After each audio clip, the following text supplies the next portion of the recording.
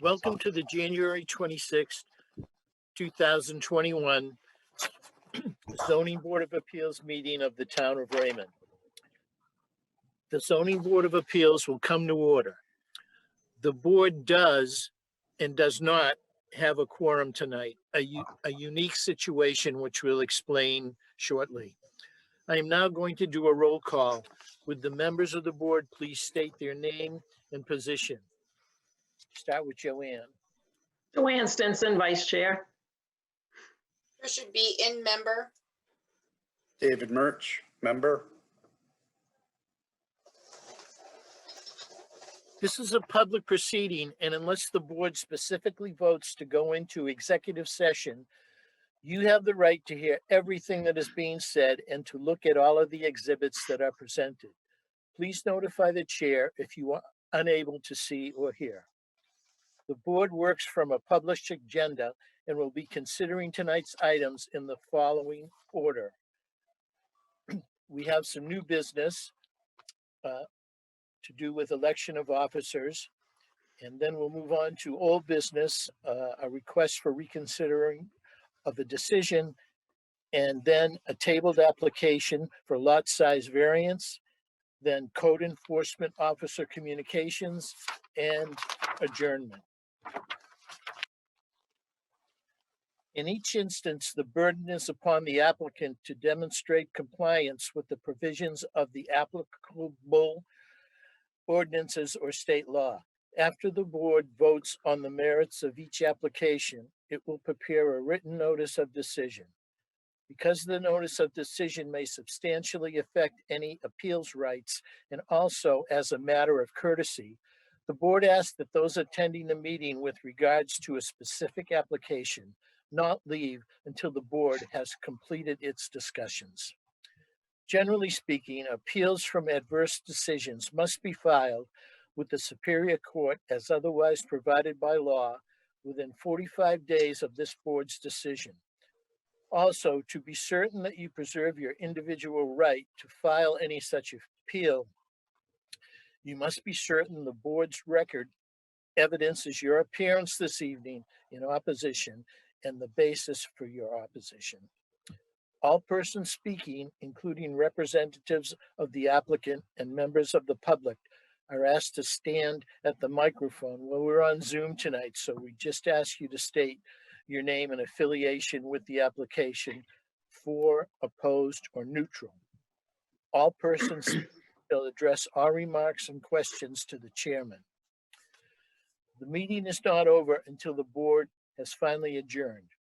Any discussion not included on the meeting agenda or accepted by the board is to be held until after adjournment or concluded outside the meeting room.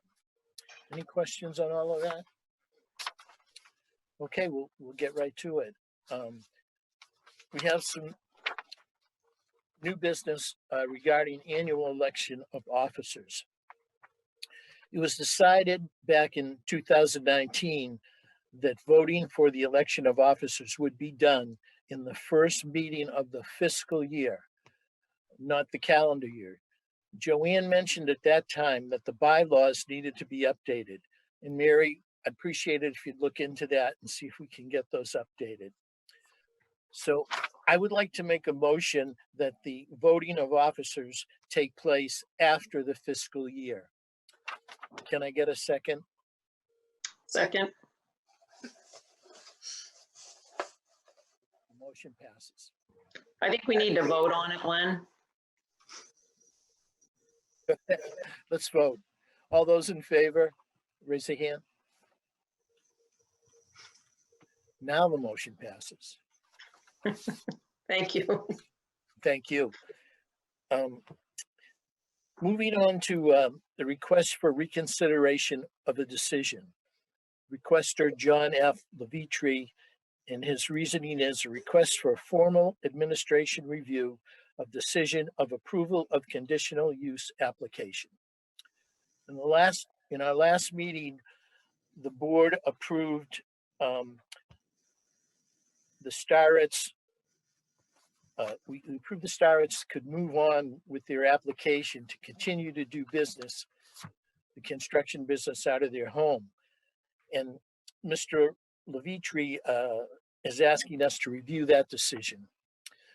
Well, it happened tonight that one of the members of the board that was here in the original meeting has called in and is ill. He can't be here. The rules dictate that in order for us to hear this appeal, we have to have the same members that were here during the original meeting. So unfortunately, because of that, we will have to reschedule within the approved time.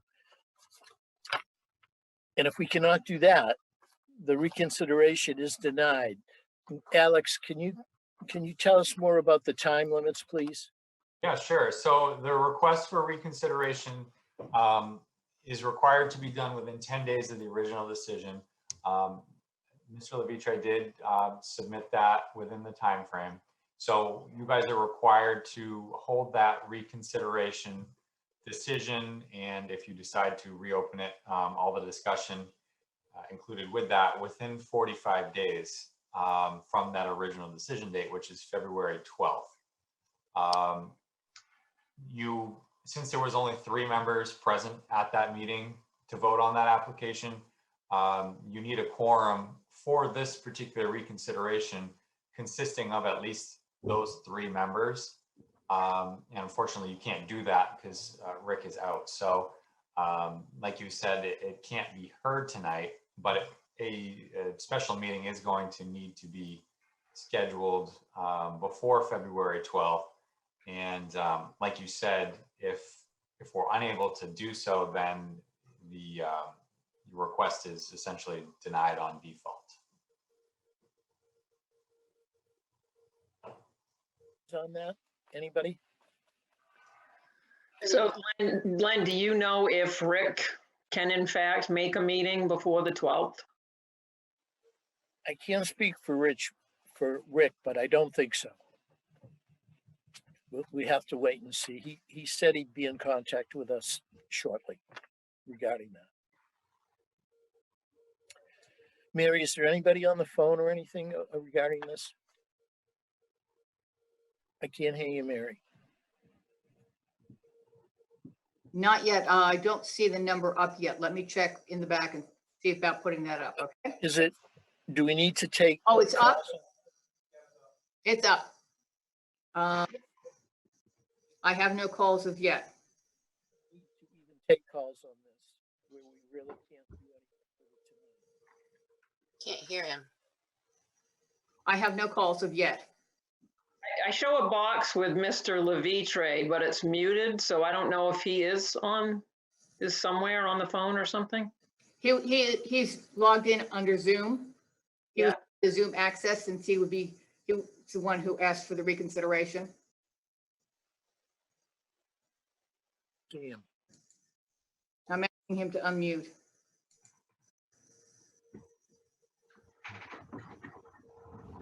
There he is. There he is. He's free. Hello. Can you hear me? I believe we hear can. you. Okay. Well, I'm not sure what to say. Unfortunately, I was in the hospital with a complaint of chest pain the night of your meeting, and I just couldn't be there. So Nick DeRoss is an abutter as well.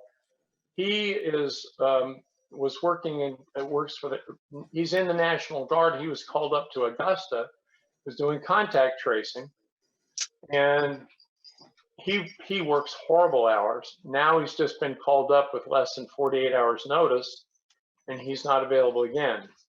I had sent an email to Mary with a letter from Mr. DeRoss, and I was hoping that had been provided to you along with the other documents that I sent to you as well. Did get the letter. Oh, good. I'm glad for that. I'm not sure exactly how to proceed because you don't have a quorum at this point. So No, I Mr. am- Levy, yeah, we sir. really can't proceed. I'm sorry. We really can't proceed because it would be mute. We can't vote. So we just have to schedule a meeting so we can resolve this once and for all. So is the next step, Alex, then for us, do we have to table it again, set it aside, see if Rick could attend a meeting before the 12th, and if not, then as you said, it's deemed we're not going to hear this reconsideration? Yeah, that's correct. Okay. I did verify that today with the attorney. Okay. Then I move to table the request for reconsideration of the decision from Mr. Levitre until it's determined whether Rick Welch can indeed attend a Zoom meeting on this before February 12th, I think it was. Seconded. I think that's a shame. I think you could have done better. Good evening.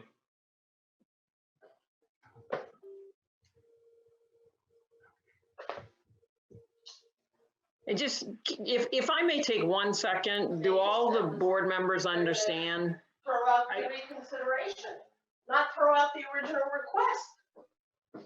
They're going to throw out the reconsideration. Yeah, not the request. Not the request for the. Yeah, I didn't get that. And that, No, do you just wait? I wanted to tell you something. Did you see? I want to hear this, what they're saying now. Mr. Levitre, is there still a question? Mr. Levitre, is there still a question? Mr. Levitre, is there still a question? I have a question.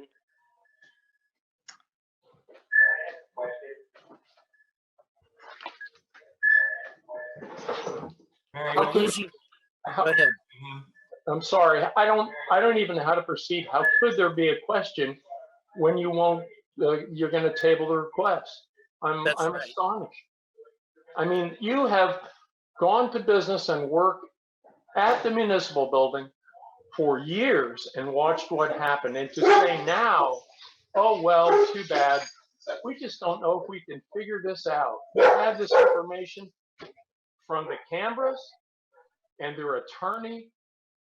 You know, the Duras were there. All of this stuff has happened right in front of your eyes. One Mr. previous, Levitre, there's nothing we can do tonight. We're willing I'm not to sure there ever will get I be. to have a that question. meeting, and we'll take it from there. That's all we can do. Our hands are tied. Thank you for your time. Thank you. I'm really anxious and upset. So if I was inappropriate, forgive me. I'm sorry. Not an issue. Thank you, sir. Mute yourself. Ed, Let's move on to the next tabled application, which is Laura Seagree and Valamy Lai. Excuse me, Mr. I have Chairman. a question. If I may, I would like to go to some of the callers who apparently are calling in and see if we can clear that. Do we need to have any callers on this? But I don't know whether they're calling in on this. Oh, okay, I understand. Okay. I don't know whether they're calling in on this. Caller at 1-207-841-6752. Please unmute and ask your question. And please turn down, when you are on the phone with us, please turn down the volume on whatever you're viewing it on, so we don't get the feedback. 207-841-6752, please unmute. No response. Caller on 207-655-5351, please unmute. Thank you. Hello. You have a question for the board, sir? Yes, I do. My name's Dana Desjardins. I live on River Road in Raymond.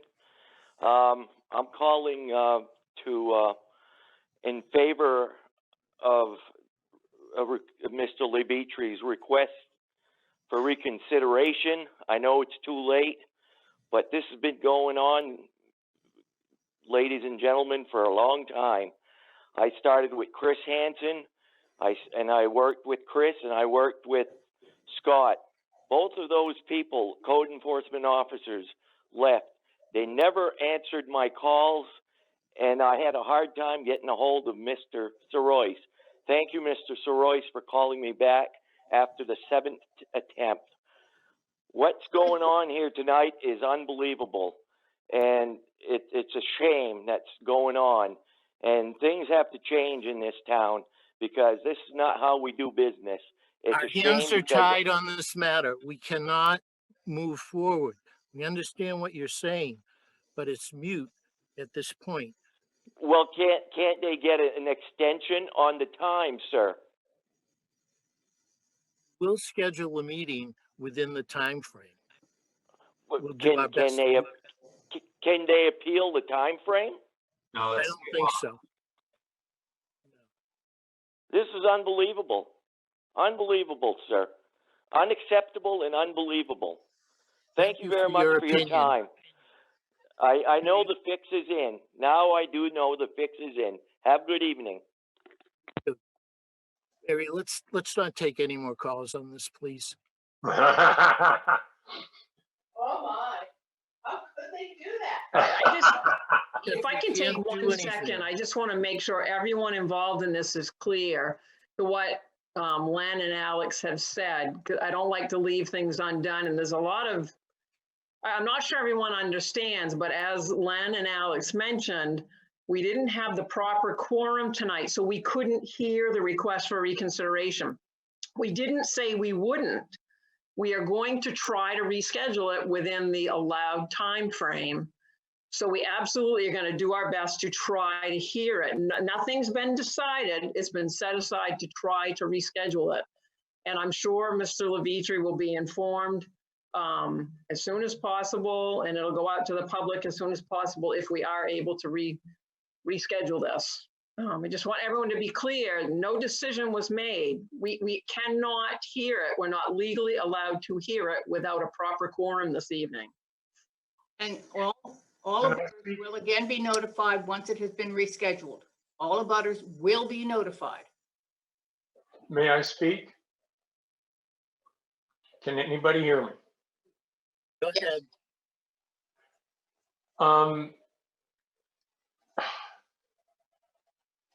My goodness, you know, I wish that from the beginning, never mind.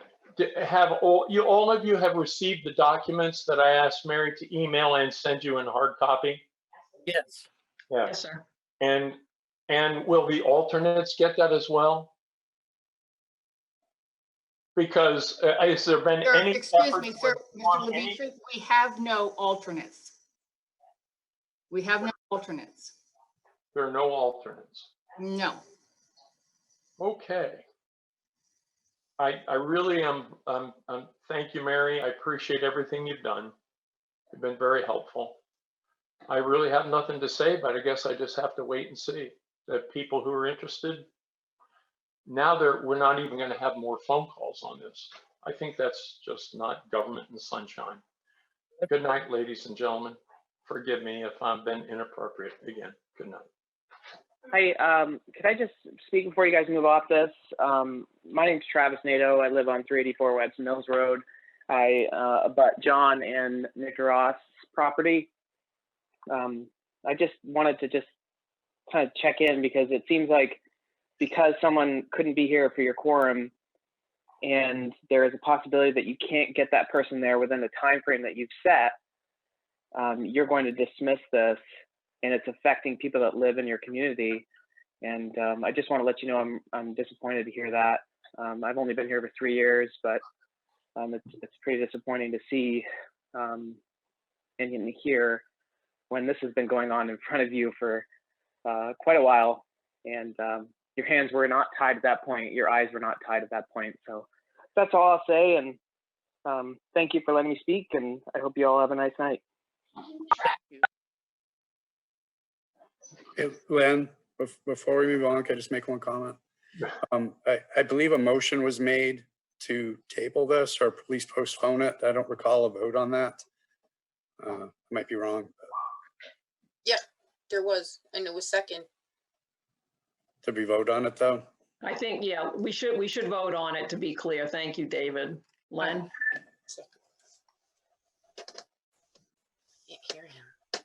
Can't hear you, Len. All those in favor, please raise your hand.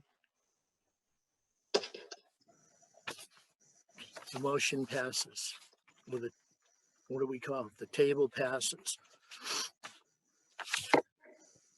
Let's move on to the next application for the lot size variance for Laura Sigri and Valerie Lai. I think, is Tom here? Your attorney or their landscaper? No? Yes. Yes, he is. Okay, I can't see him, but Tom, there you are. See me? I can see you now. All right, Tom, do you want to present your case, please? Yeah, we were tabled at last month's meeting so that it could be submitted to the DEP and that we could strengthen our undue hardship case, which we did, and we submitted a 5-page application. And really, the undue hardship really comes down to the fact that the town records, the official zoning map and the assessor's card showed this as a residential property with a duplex already approved. And when my clients bought that property, that was their understanding. We're not trying to, you know, we all realize and agree that we wouldn't be coming in for this variance if we bought a lot somewhere else in town.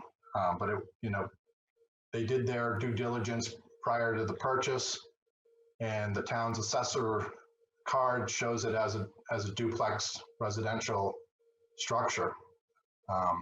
Ability for that, whether it's torn down or reused. And that's really where they are. We're not, you know, we're not setting it, I don't think that we're, you know, putting myself in the town's shoes. We certainly wouldn't be setting a precedent here, because I can't imagine there's another lot in town that has an incorrect assessor's card that shows it as the ability to have a duplex unit on an undersized lot. So that's really the hardship case in this situation.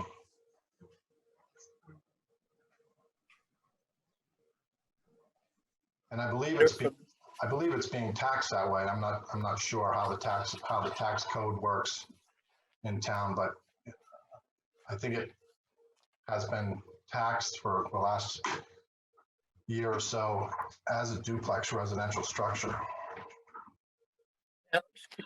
Would you mind just speaking to that with the card being incorrect and what that means? It's in your package. And if you go to the town's assessor's website for this property, 584 Webb's Mills Road, this is kind of the first page. And as you read through it, it shows the assessed value, the appraisal. It shows it as, you know, it gives all the typical information: year built and square, you know, living area, replacement costs. And then it gives the footprint, kind of a picture in the footprint of the structure for assessing reasons. It's got a gross floor area of 4,114. And then the third page shows it as a zone LRR1, which is the limited recreation residential. And the description is 2-unit residential.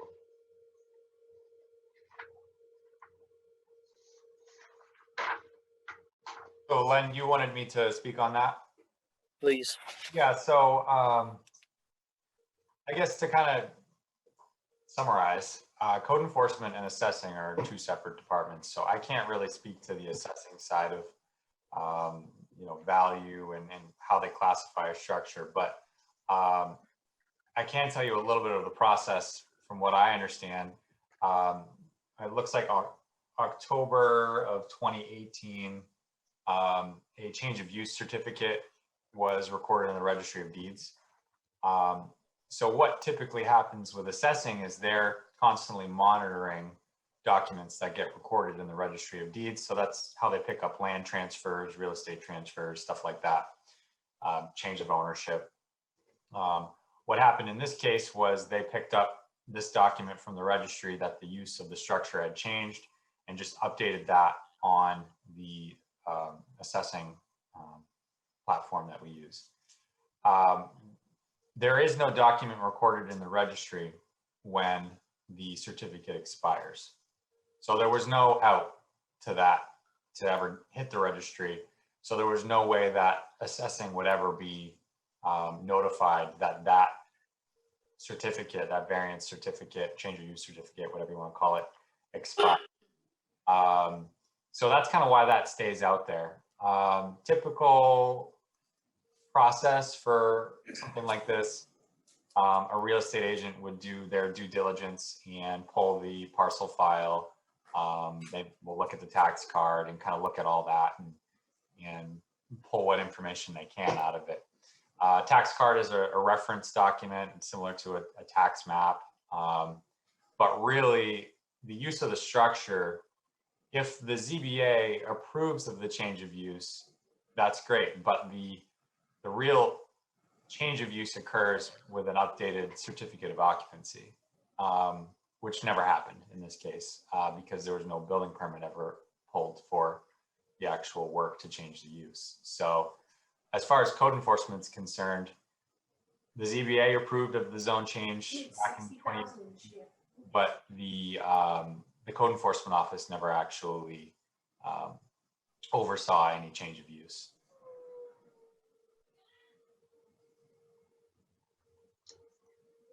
Joanne has a question. And just a comment, I was on the board back when that came before us, and we did approve the change of use to a residential use, but nothing came before us to approve a duplex, any variances, anything to do with that. It was a simple change of use was all that was ever asked for at the time. So I can't speak to as to whether a second step should have come in at some point, but it never did, so.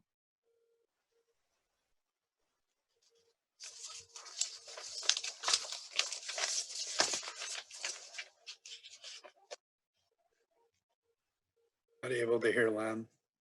Len, we can't hear you. How's this? Better? That's better. Yes. Yeah. Let me turn up my volume. Okay, is that better? That's as Yeah. loud as I can go. Okay. Tom, I'm sure you've seen the letter from the Department of Environmental Protection, Yes.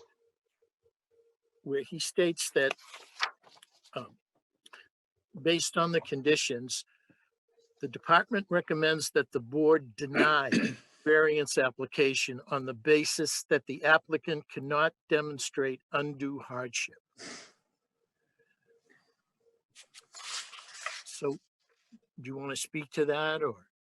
Well, yeah, I understand his situation, and I would agree to that if we're coming in asking to do a duplex on a lot that shows it as a single family structure.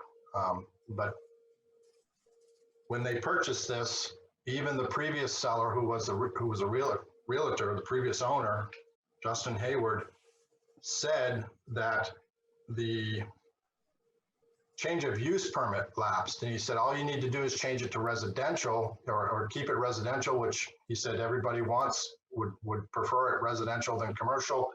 And then you're allowed to do a duplex within that zone. And again, I just keep going back to the tax card that shows it as a family duplex 2-unit structure. And I understand what you're saying. I think Alex explained that the best he could. yeah, and we understand that. but we were not, they were not aware that that lapsed or that they're two separate variances. Mhm. Alex, does that, the fact that that had lapsed and the applicant didn't know, does that hold any weight in this?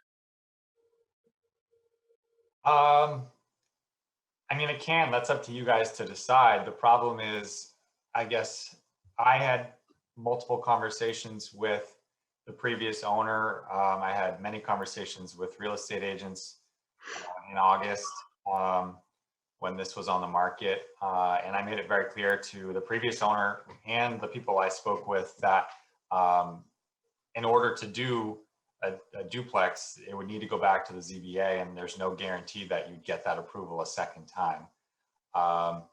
So while the opportunity is out there, I tried to make it as clear as possible that there's no guarantee. So there was some risk buying into that. I do remember having a couple conversations with Tom and his client, and I don't know when they purchased and when those conversations were. I don't know if it was before or after, but I did try to make that as clear as possible to everyone I talked to. Yeah, and that was after, our conversation was after they already purchased it, when I was trying to find out what the process is for the change of use. And if you remember, I mentioned that Justin Hayward said we just needed a change of use, and then they were allowed, then they would be allowed to continue with the duplex. And that's when you brought up the fact that it was that's a different variance, two variances. Right. So, but it was at that point they had already purchased. Yeah. So they're kind of in an interesting situation. I don't know who the real estate agent they used was or what broker, but the person they bought the property from was aware, and it should have been written on the disclosure for the contract. And I'm not sure if it was, but it really should have been. Joanne? Yeah, can we open it up to questions to the applicant from the board? Yes, we can, if you'd like. Yeah, and David, if you want to go first, by all means, go for it. Thank you. I just had a question, follow-up question for Alex. For the document that would have been filed with the Registry of Deeds back in October of 2018, would there have been an expiration date noted on that?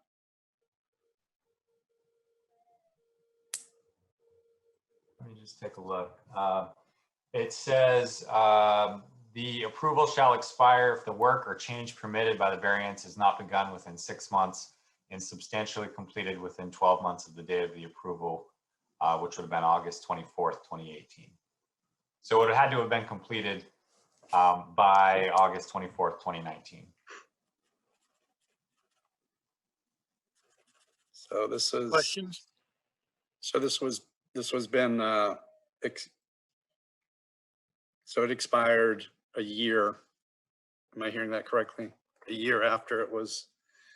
As far as I can remember, there was no building permit issued, and the work did not start within 6 months. So it expired 6 months after August 24th. Okay, very good. Thank you. Yeah, just to bring it back to the request, which is for a variance. There are the criteria that needs to be met. The land in question cannot yield a reasonable return unless the variance is granted. And the need for the variance is due to the unique circumstances of the property and not to the general conditions of the neighborhood. And the granting of the variance will not alter the essential character of the locality. And the hardship is not a result of actions taken by the appellant or the prior owner.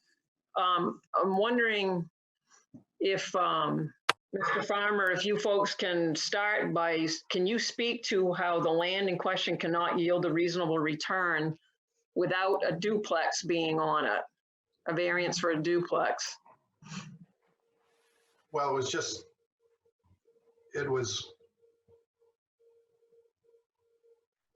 they feel like they just thought that it was they they had the ability to do a duplex. So with the price of the land, if they had known, I think they would have offered a different price. They would have negotiated. So with the price of the land and the the rising cost of construction, the cost of the demolition of the existing structure, which is pretty significant, it's a large structure. They just feel like the reasonable rate of return would be with a duplex.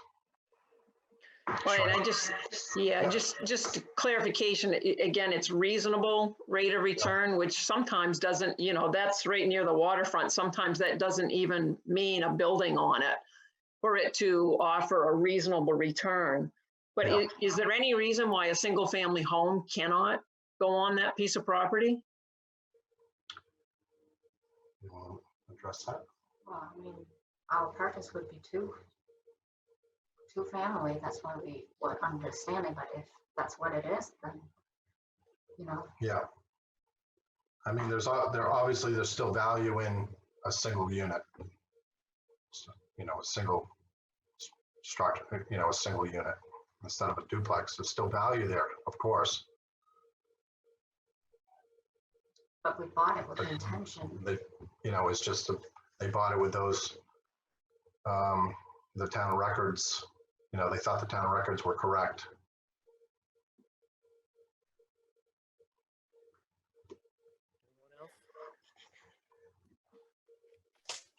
Excuse me, you're referring to town records being the registry, because didn't you say the town card said single family home? No, the town card says family duplex, 2-unit. 2-unit. I remember this when we went out there the first time. This was very involved the first time. The picture looks much different from what I recall, because there seemed to be cars on a neighbor's lot in this picture. As far as I remember there being the land, I mean, it was really like they were using every inch to make that happen back then. Yeah, he wasn't taking down the structure. He was going to leave the structure and come in with parking right in the middle. That sounds familiar. Yeah. But again, all that was requested was a change of use from. That was all that was. That's all that was. Change of use from a commercial use to a residential use. There was nothing else was ever requested with that. So my personal opinion is it's an error to think that the board passed. Unfortunately, it's an error to pass along to you folks that the board passed anything to do with the duplex. I know it was in the drawings, but no variance or anything was ever requested for that. It's not in the drawings. It's in the town tax record, the assessor's card. Right. It's right. It's like family duplex. Yeah. Right. But also in the record is the variance that was expired. Right. We didn't find that anywhere. Not until I spoke to Alex, several weeks ago. Did he give me the dates on when that stuff expired? The seller did say that the change of use expired, but he made it sound like that the duplex was all part of, a part of that change of use. So if you get the change of use approved, then the duplex goes with it. That was our understanding. Well, no, like you just said, you were aware that the change of use had expired. That would mean that everything that happened prior to that had expired.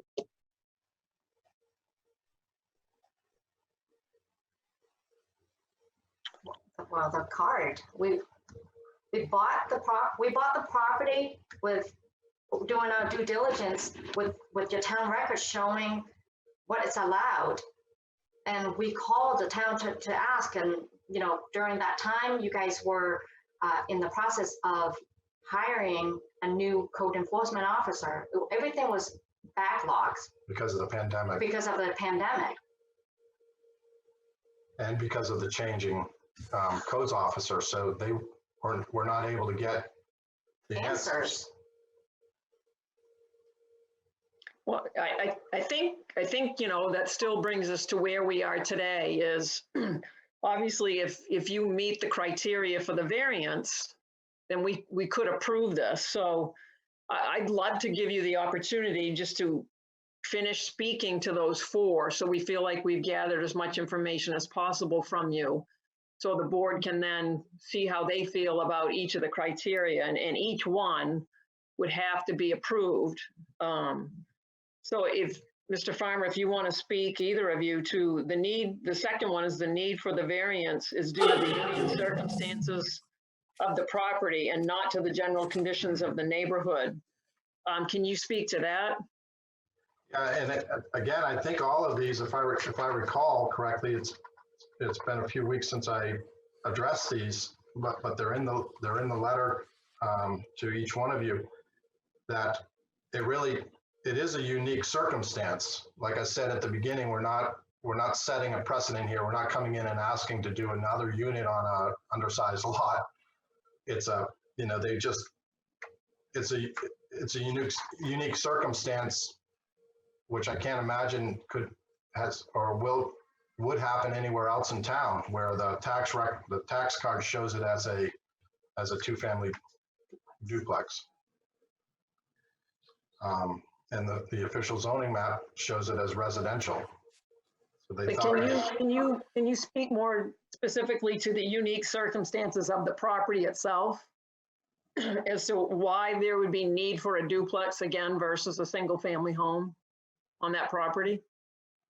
the structure, the footprint of the structure is large enough to support, you know, when I also spoke to the manager at the DEP that wrote the letter. He said it is grandfathered for, you know, the non-vegetated surface or the impervious surface. So the roof of the structure, any staircase, outdoor patios or stairs would be non-vegetated. So it is unique in that sense. It has all of that grandfathered ability, and the plan in front of you is 300 square feet less than what currently exists. Doing a duplex and doing a driveway on each side with the ability to park a couple of cars off of the street still is, you know, with a patio in the back and a walkway in the front, is still smaller in footprint than what currently exists. If that church structure were only half the size, then they probably wouldn't be able to do a duplex structure. So it's unique. The property that's a unique circumstance there. And how about the granting of the variance will not alter the essential character of the locality? Can you speak to that? Well, we feel it's more conforming. You know, it's going to be a much smaller structure, more conforming with the surrounding residential neighborhood, more in scale and same materials as the surrounding, similar footprint. The overall size of the building is larger than what's around there, but as for each unit, it's very similar in size to the surrounding neighborhood. And then just finally, then you feel that the hardship is not a result of action taken by the appellant or the prior owner? Correct. Yeah, this is not an action taken by them. This is what they thought when they bought the property, and the prior owner actually went through the process of getting the variance for the residential duplex structure. I don't believe he did. I believe he got the change of use. He just But I don't believe, he did not request a variance for a duplex. Somehow it got into the tax records that way, though. I don't know. Yeah, it's unfortunately sounds like it was an error, but. Yeah, that would have been the previous codes enforcement and the previous zoning board. But he had it all, you know, he showed us some sketches that he had done, and he was in it with another partner, financial partner, and that just fell apart. But he was moving forward with a duplex structure.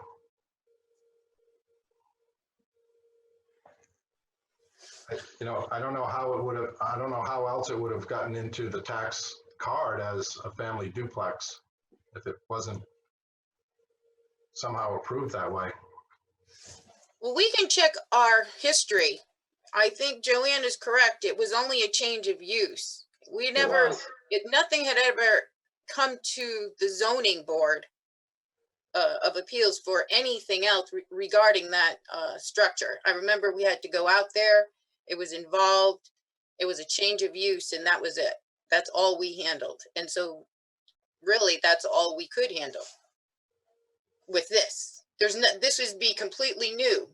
It wouldn't be like reinstating anything. All it was a change of use. Anything else, I believe the conversation was certain things aren't even part of our responsibility. That goes to code enforcement, correct? As far as the type of buildings and such. Yeah, I would back you up, Patricia. At the time, we felt that that was out of our purview because nothing was brought to us for that. Mhm. But we can come up with, actual history of meeting notes, correct, Mary?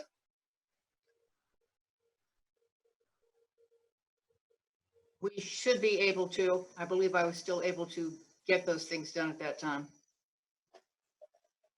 I think I have all of my old records. If you don't, I can find it. Well, if it helps, I have gone back and I viewed the tape on this. Okay. And there was nothing but a change of use requested. Okay. Maybe Um, we could send them the link to that. I think it's on the website, the town website too. As far as the date that they can find it. What was it, 2018? Is that what we said when that was? Yeah, it was June 25th, 2018. Thanks, David.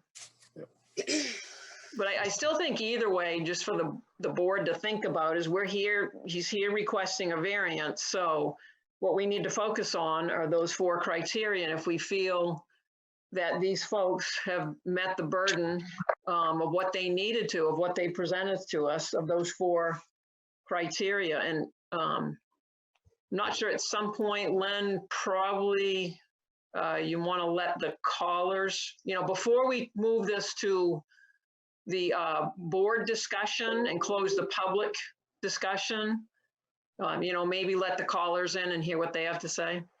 I agree with you. We should do that, Mary.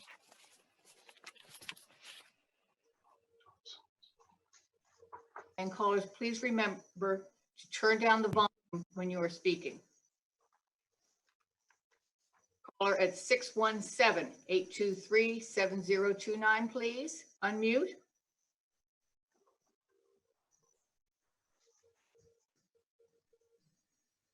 Caller at 617-823-7029, please unmute. I think that's an 8. Ah, here we are. Caller? Are you there? Yes, hi, can you hear me? Yes. Hi, it's Abby Spicer, and I am one of the my cottage is directly behind the church. And I'm calling up, I'm actually opposed to having 2 units on that property. I would prefer to have a single family. And I think with all the discussion at this point, I know we called multiple times to the code enforcement to find out if any permits had been pulled, because we know once those were pulled, we would get notice and be able to see what the plans were. And we know at this point, nothing had ever happened until this point. It's from our perspective, the church there, the church only used the church July and August for 1 to 2 hours a week. It was extremely quiet. The concern is that by putting a duplex in, from what I've heard is that the duplexes were not being used by the owners, would actually be rented. So weekly rentals, going from a church that was used 1 to 2 hours a week to, No, that's not true. weekly. It's not going to be rented? It's going to be used primarily by us. Okay.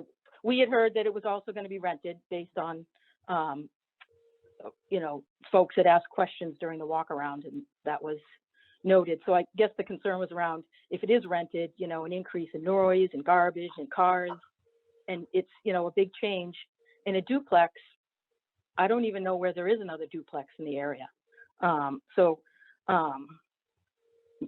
not sure if it does look like it's tied to the surrounding units. And, you know, I think the biggest question is if a variance is granted because it's going to add value to your property, and I understand there was also comments made about fences being put up, you know, your property goes up in value considerably because you're building right there on the water. But if you put up a big fence, you know, ours goes down in value. And, you know, so I think the variance, whatever is given, should go both ways and not improve your property, but take away from mine. So I guess those are my comments. I hear you, but I think the church right now is blocking your view anyways. It's not, we have no It's intention actually of. not. If you put up a fence, it will block our view. We can see the water.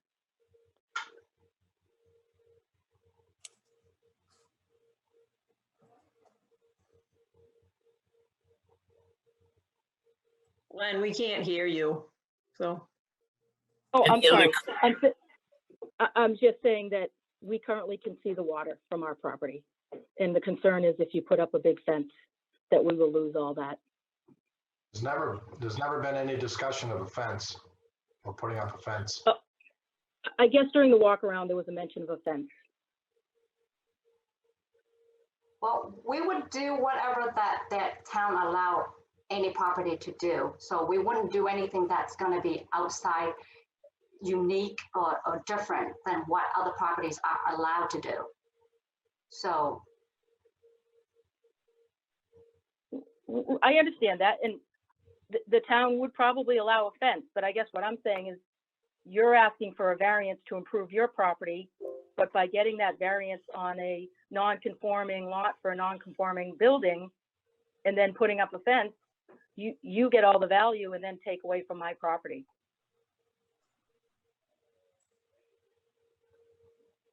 Yeah, I can see your concern if it's a non-conform fence. Yes, I can see that, your concern about it. Yep. Okay, that's all I have to say. Thank you, caller. Any more, Mary? Yes, I have three more. Caller on 207-415-1617, please unmute.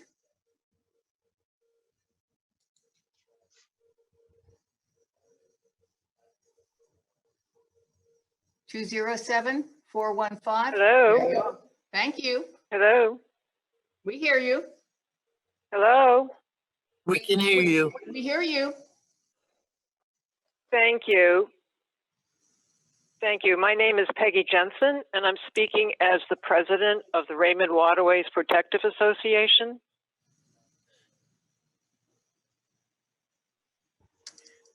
So I'm coming here with, I guess I would have to say I'm opposed to this proposal. We have very deep concerns about water quality issues for all of the waterways in Raymond. This is very close to Crescent Lake. It has been our understanding that there has never been a septic system with this particular piece of property. And so now you're putting a dwelling, 1 or 2 units on this. It will have at least one septic system. That's very close to Crescent Lake. We also are concerned about traffic and parking in that area. We have a public beach, we have a boat launch, we have a T of highways there, roads. Each stem of that T is on a slope, and there's also a curve on one side. So we're just extremely lucky that we have not had a terrible tragedy in that little piece of roadway that goes in front of this property.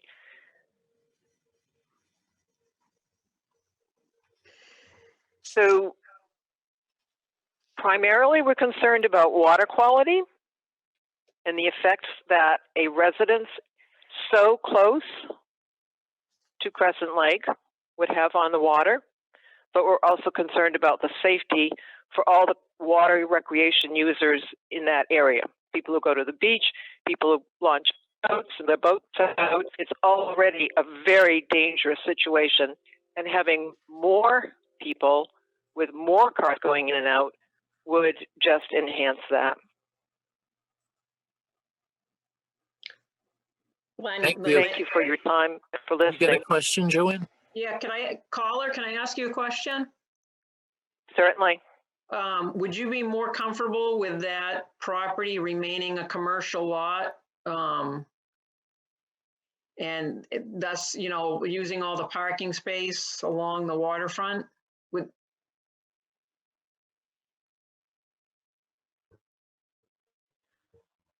No. Okay, I just wanted to be clear. I just wanted to be clear on that. Okay. No, that's not an improvement of the situation. Okay, thank you.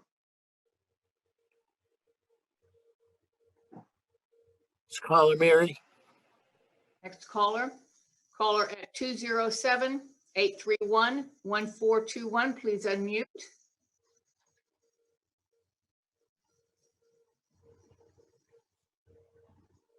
Two 207-831-1421. Please unmute. Hi, There we this are. is Kim Rice. Welcome. I live at 2 Cottage Lane, so I'm up behind the church. My concern, I guess, is that the duplex proposed is a 2-story building, and I would like to know what the building elevations would be compared to the church.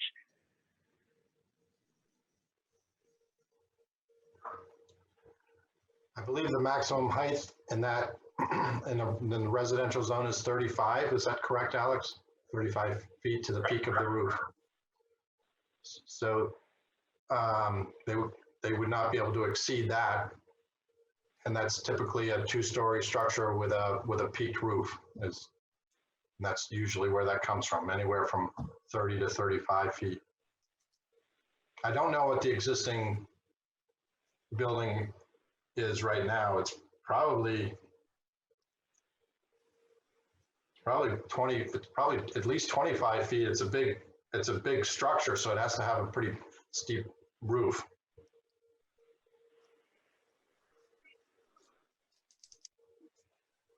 I don't know. Okay, that would be my only concern. Your question. Yes. You. We have one more caller. Okay. Let me see. Caller 207-841-6752. Please unmute.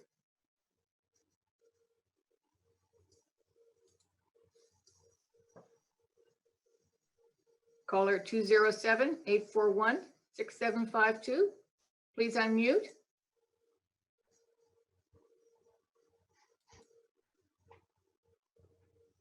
Are you there? Hello. Thank you. Hello. Hello. I'm unmuted. Please proceed. Okay. I dialed into the last meeting and I was present at the site visit. Excuse me, who is this? Did they identify them? Yep, my name is Tom Hennessy. I live on Crescent Lake, and I'm. Please mute the device on which you're viewing this meeting. Yeah, it's muted now. Thank you. And I live nearby. I'm familiar with the church and its operation from years ago. And I'd like to just ask a few questions. And I agree with most of the commentary from the callers that called in. It appears that this is requesting a lot more variances than just a change of use from what I can see. It's requesting a duplex, a 2-story building. The normal houses in that area are generally small cottages and ranches. The setbacks seem to be, I think, another variance. with septic fields within 5 feet of the abutting properties. The impervious surface at the moment it's a very large building, but all the water drains off the roof and under the building because it's essentially a pole barn. There's no pavement, there's no concrete foundations to prevent the water from seeping into the ground.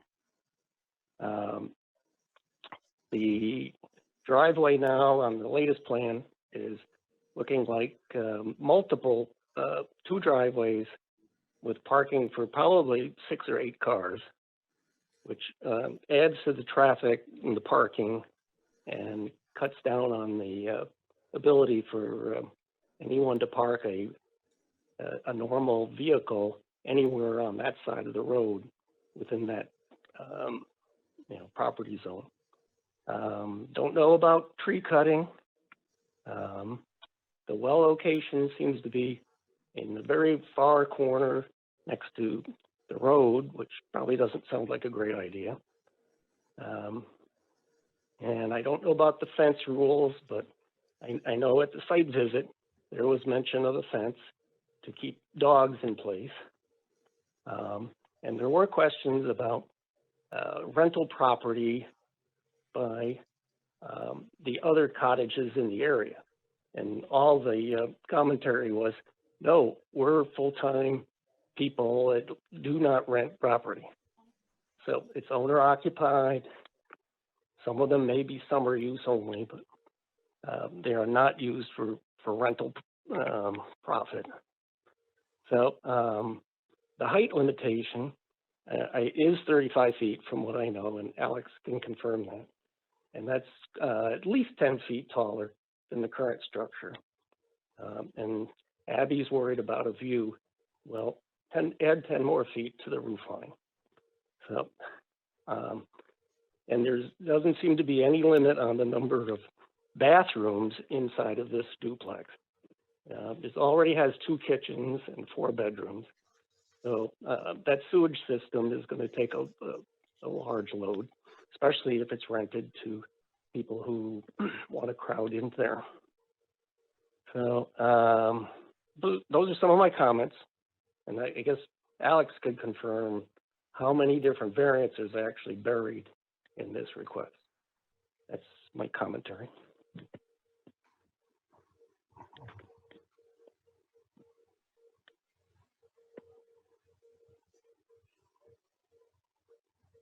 Is that Alex? Yeah, I can, I'll take a few of these all at one time. The variances that they're asking for are a change of use. Since the ordinance requires the ZBA to approve of a change of use from a non-conforming use, a minimum lot size, and minimum road frontage requirements. So there's 3 variances that they're asking for. The maximum height beyond 100 feet is 35 feet tall. It's 2.5 stories generally. A fence is basically an exempt structure in our ordinance, so it's not reviewed by the town at all. So fences can kind of go up and we have nothing to say about it, as long as they're not over a certain height.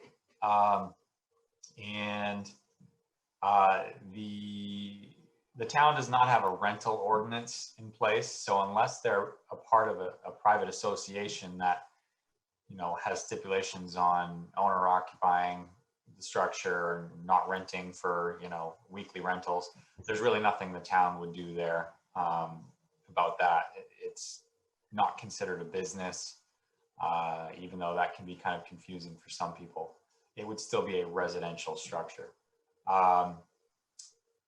As far as the septic system goes, it would be designed based on the number of bedrooms, and the number of bathrooms doesn't necessarily factor in there. I think that was all of them.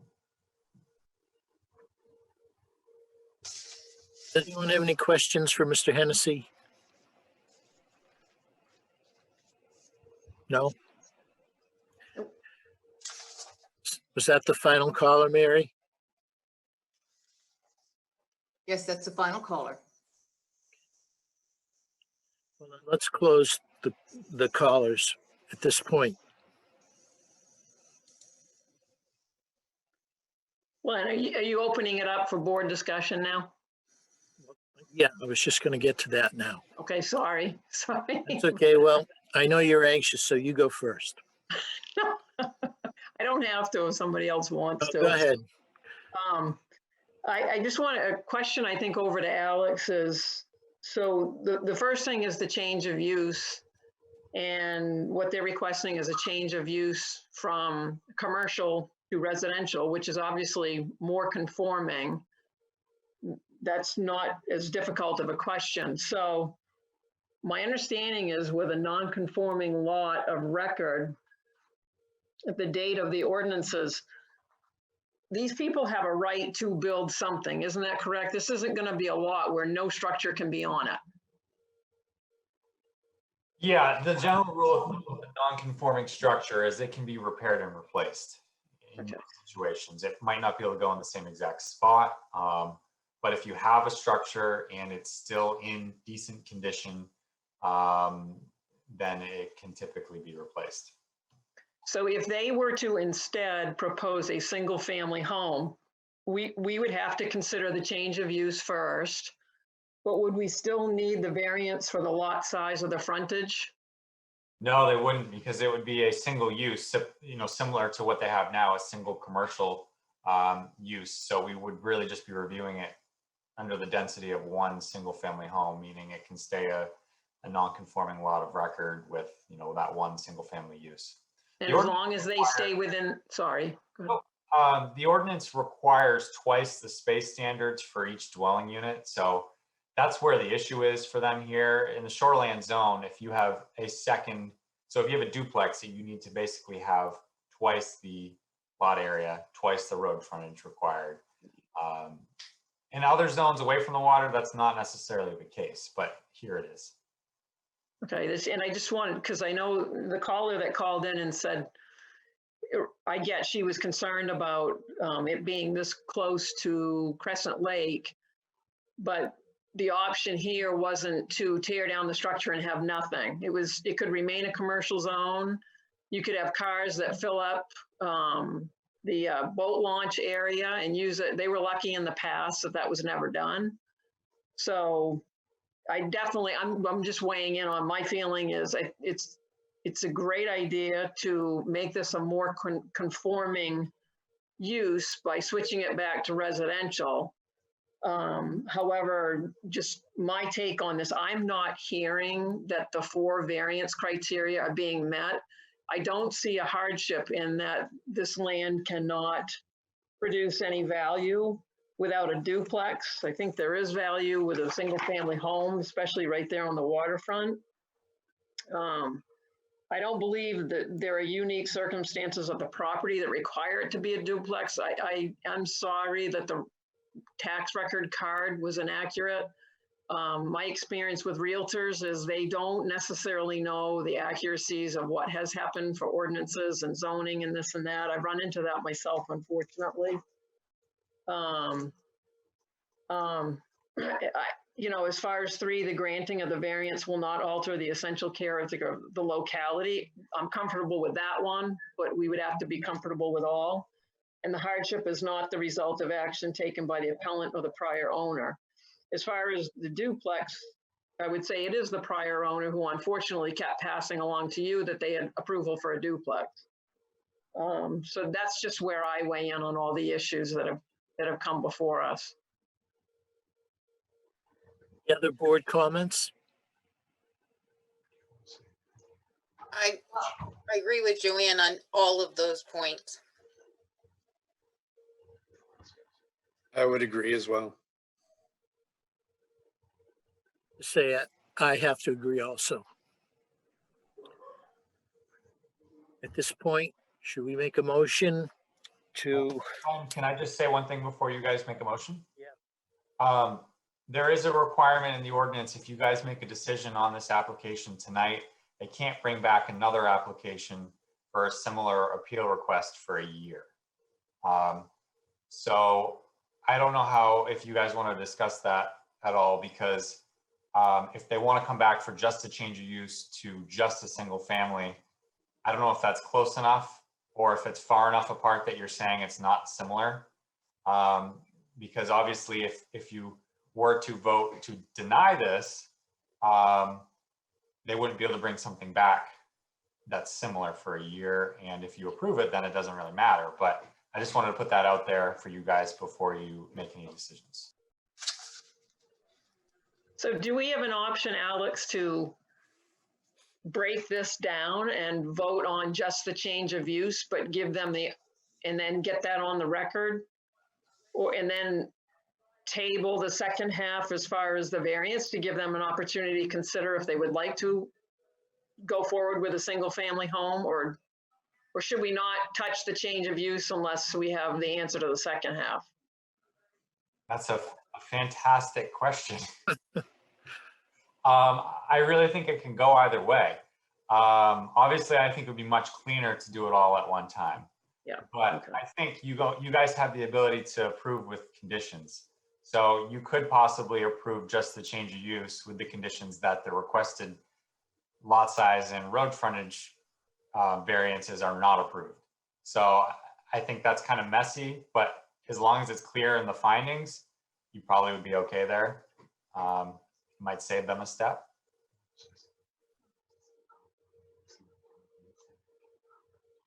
Anything else? Anyone? Joanne? What did it get? How is it on the agenda?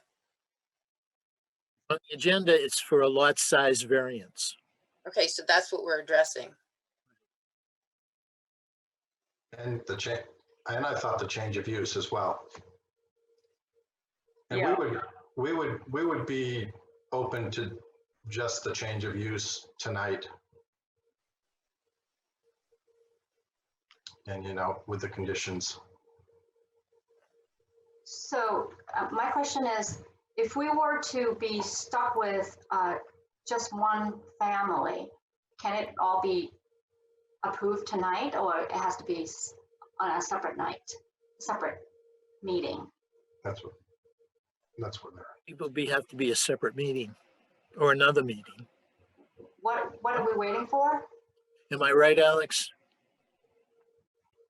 Well, I mean, I think if you guys just approve the change of use and you say you're approving the change of use from a non-conforming structure to a conforming structure of just a single family residential use, I think you could just do that.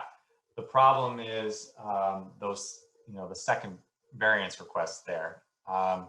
It makes things a little bit messy. And then, the plan that they submitted would not be necessarily what you guys are approving.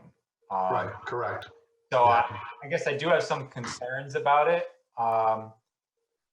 So I don't know if it makes more sense to table it and have them just come back with, a revised plan and just request the change of use to a single family. And then otherwise you'd have to deny and they can't come back for a year. So it's kind of, Right. you guys are kind of in an awkward situation here where we don't want to make things terribly difficult if that's what you're leaning towards, I know, and I think, my question about just doing the change of use first, I was trying to find a way to help you guys proceed, but what wouldn't be fair is if we granted that and then you walked away from this entirely and wanted to sell it, then you've lost your ability to sell it as it was as a commercial use, I guess. So I don't want to tie your hands further. So I guess I am wondering if, maybe the best thing is to table it for you guys to redraw up your plans potentially for a single family use. I mean, I would prefer to have it be final or as somewhat tonight, where our plan in the back would be similar, but not two family. It would be one family.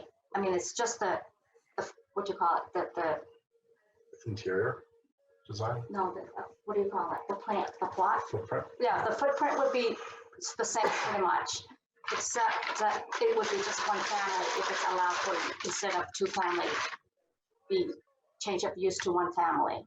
So the look of the plan wouldn't change much, except we won't be able to do it as a two family unit. I have a question. Alex, are you saying that with going forward, if we did with the, just the, allowing for the, conforming structure, there is still a variance attached to that? You would just be approving the change of use. That's it. There's nothing in addition to that that would, Nothing. I don't, it just seems like there's a lot of changes to what's been presented.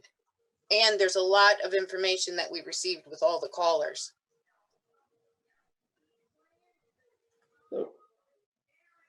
Joanne.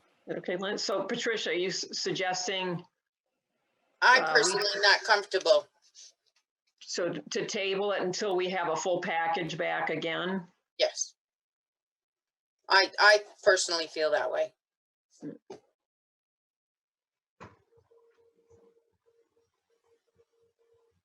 We would prefer just an approval for the change of use from commercial to residential. And then at that point, it would be a building permit or going through Alex's department.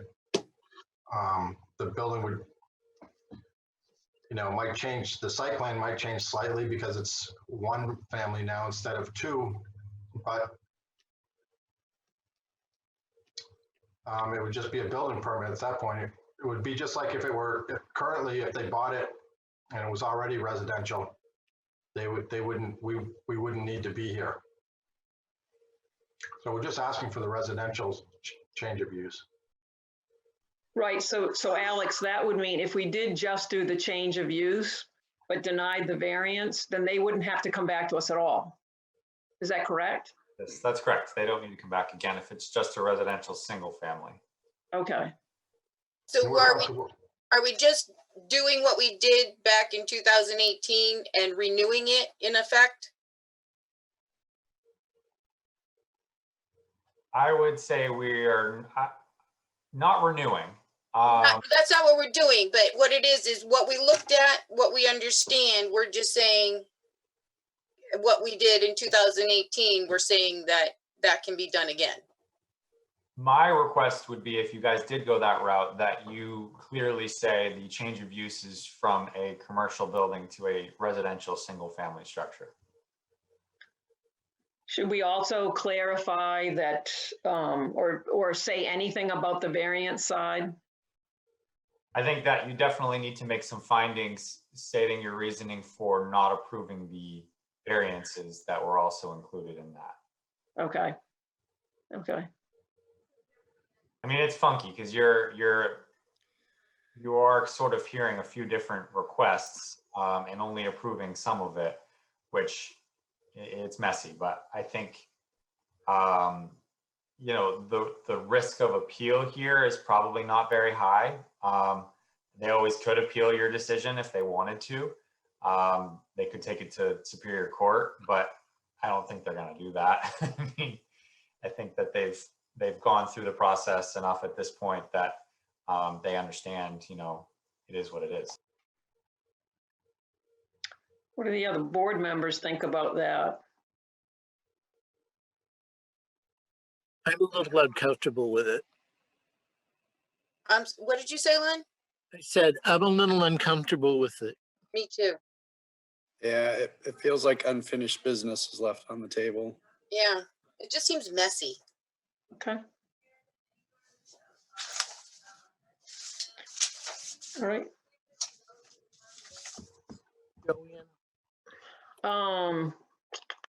I will make a motion to table the application from Laura Sigree and Valami Lee for a lot size variance and a change of use and a frontage variance to the next meeting to give them an opportunity to reconsider their plan. I would second. Can I just ask one more question? For Alex, does this require any further follow-up with DEP? Yeah, I would say once we have an updated plan from them, we can shoot it up to Jeff again. he was very quick with turnaround last time around. So I would expect he'll probably get something back to us again. But we would want, if they're revising the plan, we should resend it to DP. Thank you. And I just want to double check on the motion. Is the variance included or not? This was a straight motion to table it, so they would come back. Are we tabling the variance as well? Or was that supposed to be taken out of it? We can address that if you guys want to right now.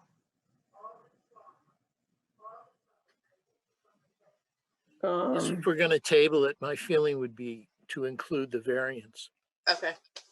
I would say you guys would probably want to table it as is, because if you decide to kind of deny the variances at this point, but also table, you're essentially making a decision on their Got it. application, Okay.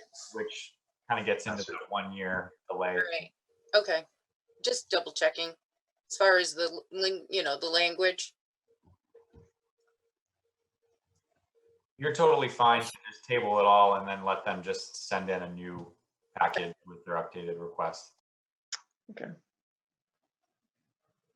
So that motion was seconded. You're gonna vote on that? Those in favor, please raise your hand. The motion passes. Okay, see you next month. Thank See you, you next folks. month. Thank you. Thank you very much. And thank you, callers. Thank you. Thank you, everybody. Thank you. Next business is code officer communications. I don't have a whole lot to communicate to you guys. I think both your board and the planning board have seen some applications come in for members. We might have possibly someone new for one of the boards. But I think you guys are busier than the planning board right now, which is probably not a good thing, but it always seems to ebb and flow. It'll go back to them at some point here. One of the things they are working on right now is ordinance amendments for 2021. They do have a meeting coming up in February to discuss ordinance revisions. They met last month to go over some ordinance revisions. I believe there's going to be a public hearing in March on those, and there really isn't anything too substantial. A lot of clerical changes, some stuff that I had found in the last couple of months, and then some ongoing stuff for the last couple of years. But it's not really anything I think that you guys need to be aware of at this point. But if you're interested, feel free to check out that public hearing in March for anything that might affect you. But other than that, that's pretty much all I got. Anybody else with anything? Oh, I just had a question, if I could, for Alex. Yeah. I did notice there was a bullet item for ZBA on that last month's planning board. What was that specifically? So that is just a small change to the ordinance to require the certificate of approval for variances, requiring them to be recorded in the registry of deeds. So it's typically done, and we tell them it needs to be recorded within 90 days, but it's actually not in the ordinance. So we figured it probably should be. So that's that change. So it's a very small, one little line on that. And there should be no issues getting that approved. That's one of the clerical changes. Thank you. Oh, I did have one other thing for you guys. At the last meeting, we talked about applying a condition to the shared approval that basically would expire if the business ceased operations for, I think, a year or longer, or if they moved out of town. I did check with the attorney on that, and it was his decision that you guys could not apply that as a condition because the approval for conditional use runs with the land. And when they say it runs with the land, they are intentionally saying the ZBA is unable to apply a situation where it stops after someone moves or something like that. So that it's not good for one person, but good for the other. So that is something that we can't have on the decision for that appeal. Does that impact the decision at all, Alex, or? I mean, I think it was one part of it, but it's one of those that, with the approval, they are making some significant improvements, and they could go through the site plan process to, build a large structure back there. And then if they decided to do that, build the structure and then sell in 2 years, then there's a gigantic commercial building back there that is now just a residential garage because the conditional use expired or didn't run with the land, it ran with them. So that's a situation where I could see that being a problem, because then the question comes up, okay, well, if it's not a commercial contractor use anymore, but it was at one point in time, what is it now? And it would be just a accessory garage. And if it's a 5,000 square foot accessory garage, it's going to be very hard for them to sell that. So I think it makes sense. Thank you. Yep. Anything else from anyone? I had a question. Are any of us expiring? I think I am. Not expiring, but I Hope not. right My now I'm term's- expiring. I know my term's up in April. Okay. I'm not sure. Mary, do we have to do something in particular? I can get you that information.